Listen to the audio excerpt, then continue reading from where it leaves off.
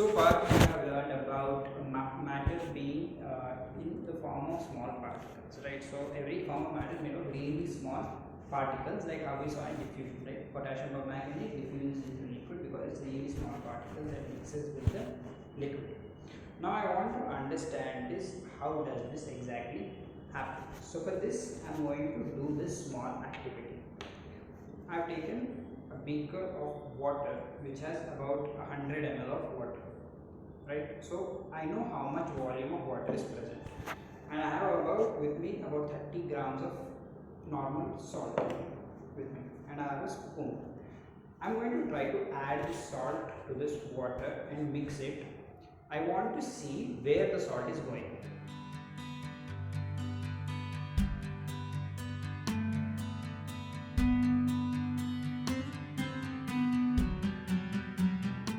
Right, so I'm just going to start the activity like this. Right, so I've taken some salt, I've added it, and I'm just going to stir it till it gets mixed.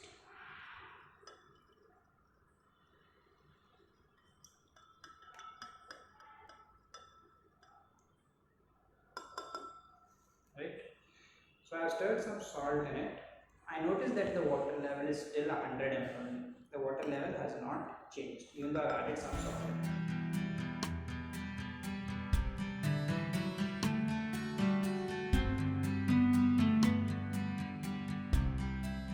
I'm going to add some more salt to it.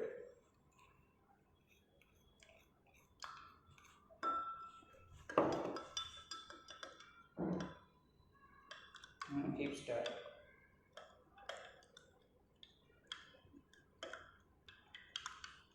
Now, the question is, once we add salt to water, it pretty much disappears. I want to know where exactly is it going by understanding if it's taking up any space.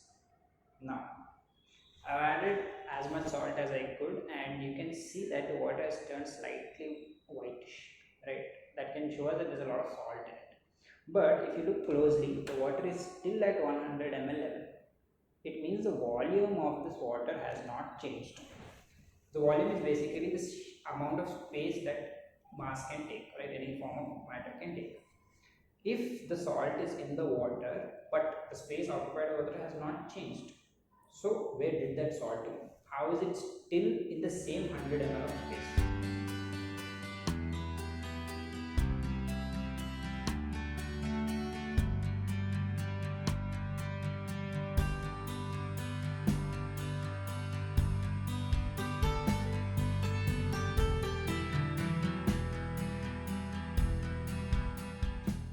The answer to that is nothing but salt takes up space between the particles of water, right? So like we saw, every form of matter is made of particles, right? So if there are two particles of water, there is some space between them, empty space. There is nothing over there, right? Whenever diffusion happens, this matter goes and sits in between these particles, in the empty space between them. That is why we see that the solids will disappear completely and the volume is not changing, right? So now this helps me understand that every form of matter is made of particles, and these particles have some amount of space between them.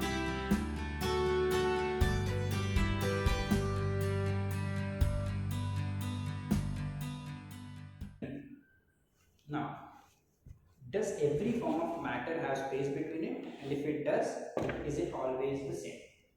To understand that, I am going to do another small activity. Right? I am going to take this beaker, I am going to pour some water in it. Right? I am going to pour a small stream of water. I am going to try to break this stream of water. Okay.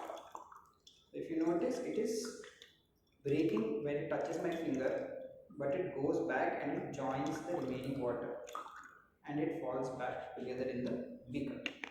So what that tells me is the water cannot be broken so easily, right? It kind of sticks together and it falls back together. That tells me that these particles, not only do they have space between them, but there is also some force that holds them together. It's like an attractive force, what we say, right? Kind of like magnets, how they stick together. Same way your particles also will stick together.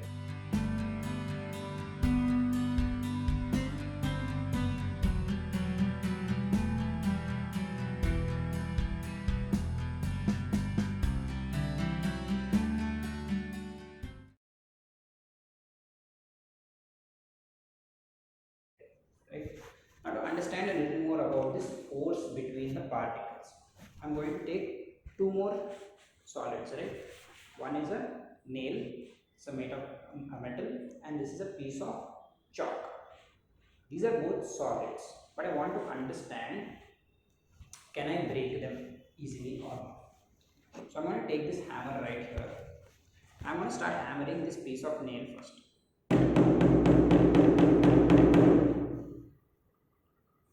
It hasn't even changed a bit, right?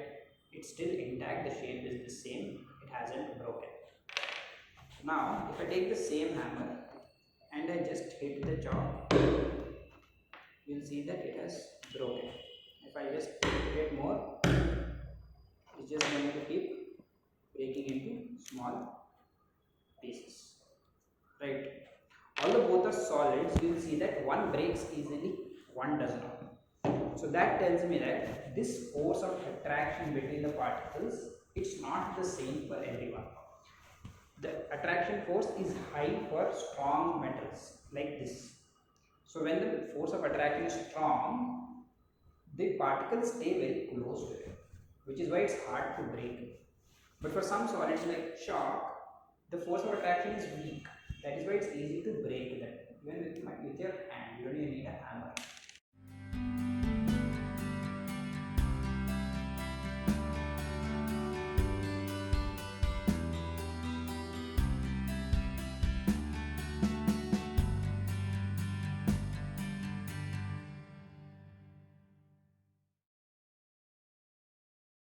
Right? So now we know two things, that is, one, the particles have space in between them, and two, the particles are also held together by some force of attraction, which differs from every state of matter. Now, coming to the final topic. All of this that we have seen will help us understand diffusion very clearly. Now, for diffusion to happen, matter needs to move from its own state to another state. For example, from a solid into a liquid, and occupy the space between it. But it's not as easy said as done. We have seen that salt can mix with water. But I know that if I put this metal in this and stir it, it won't dissolve. The metal is still the metal. It does not dissolve in water. Right? Now, there are a few reasons for this. One, diffusion depends on how much space is between the particles. If the space is more, diffusion is easy.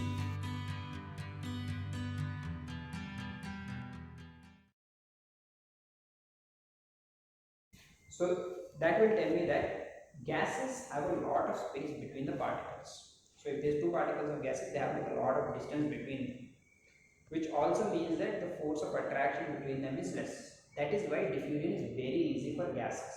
So gases have the highest speed or rate of diffusion. Second comes to liquids.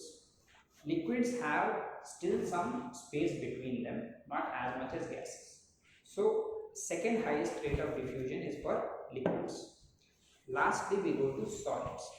Solids, only some of the solids can dissolve. That is because the amount of space between the solid particles is very less, which means the force of attraction is very high.